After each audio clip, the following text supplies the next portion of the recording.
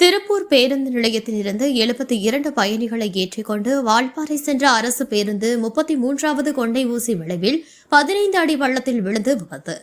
22 பேர் படுகாயம், 14 பேர் பொள்ளாச்சி அரசு மருத்துவமனையில் அனுமதி. திருப்பூர் பேருந்து நிலையத்திலிருந்து இரவு 11:30 மணியளவில் 72 பயணிகளை ஏற்றிக்கொண்டு வால்பாறை செல்லும் அரசு பேருந்து நள்ளிரவில் சுமார் 1:30 மணியளவில் பொள்ளாச்சி அரசு பேருந்து நிலையம் வந்தடைந்தது. பொள்ளாச்சி பேருந்து நிலையத்திலிருந்து வால்பாறை மலைப்பாதையில் சென்று கொண்டிருந்தது. சுமார் 3 மணி அளவில் 33வது கொண்டை ஊசி விளைவு கவர்கால் என்ற இடத்தில் கட்டுப்பாட்டில் இருந்து 15 அடி பள்ளத்தில் கவிழ்ந்தது. விபத்து ஏற்பட்டது. பேருந்தில் இருந்த பயணிகள் அலறி அடித்துக் கொண்டு வெளியில் வந்தனர். பின்னர் 108 ஆம்புலன்ஸுக்கு தகவல் கொடுத்ததனை அடுத்து அங்கு விரைந்த 108 மற்றும் தனியார் ஆம்புலன்ஸ் ஊழியர்கள் பேருந்தில் சிக்கியிருந்தவர்களை மீட்டு வால்பாறை அரசு மருத்துவமனைக்கு கொண்டு சென்றனர்.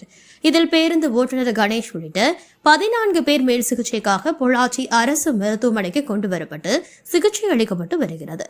இதனால் பொள்ளாச்சி அரசு மருத்துவமனை வளாகம் பரபரப்பாக காணப்படுகிறது.